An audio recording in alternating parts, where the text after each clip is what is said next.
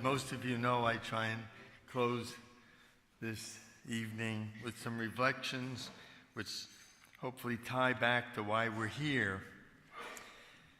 And I put down about 3 or 4 points, and it'll only take about 4 minutes, so bear with me. A couple weeks ago in D.C., after the 50th anniversary celebrations of the Martin Luther King's I Have a Dream speech, my wife Susie and I drove down to the mall, walked around the Martin Luther King Memorial. As we stood in the evening sun, I read through all the quotes on the wall. There's a couple I want to share with you. Quote, "We shall overcome because the arc of the moral universe is long, but it bends towards justice.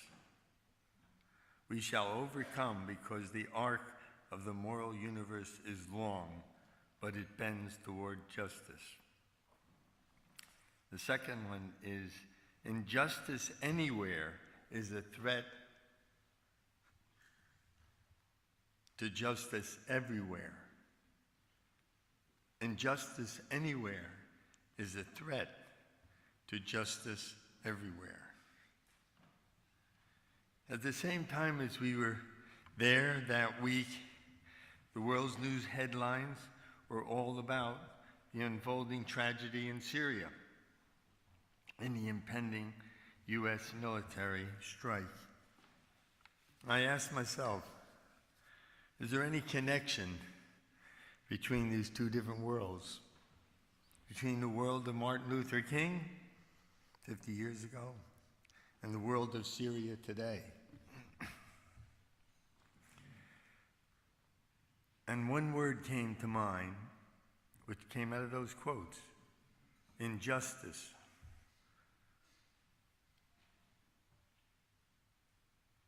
So you might say, or I would say, what does this have to do with me? What does it have to do with Oxford Analytica? What does it have to do with your being here this evening or attending this conference? Well, the dream of Oxford Analytica is still alive and well, and in our founding principles, we have a core principle toward the end that some of the dons that helped me 30 years ago wrote with me, and to quote, "We have no agenda or cause to promote other than truth." We have no agenda or cause to promote other than truth. And I thought, isn't that the role of truth to expose injustice? If you think about truth and what it means to all of us and around the world and in our societies, well, isn't one of the most central roles of truth to expose injustice? Back to the wall in Martin Luther King's memorial, quote, "I believe that unarmed truth and unconditional love will have the final word in reality. This is why right, temporarily defeated, is stronger than evil triumphant." I think this is great. "I believe that unnamed truth, unarmed truth, and unconditional love will have the final word in reality.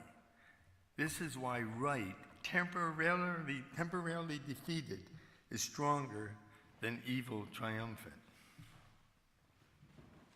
And then even closer to home, many of you have heard me quote John Locke again, who gave us encouragement 300 years ago. His memorial in Christ Church in the cathedral, where many of you enjoyed the concert last night, again carved in marble. Quote, "I know there is truth, opposite to falsehood, that it may be found if people will, and is worth the seeking. I know there is truth, opposite to falsehood, that it may be found if people will, and is worth the seeking." So, what's it got to do with you being here? I hope you feel that these few days have been well spent trying to better understand the complexities of the world which we all live in, and that you have learned, or what you have learned has been worth the seeking. Peter Polzer, one of the early dons involved with this, and I would talk about this many times, and he'd say, David, don't go too hard on the truth. You can get in too many arguments, but let's just say we do analysis with the least amount of distortion.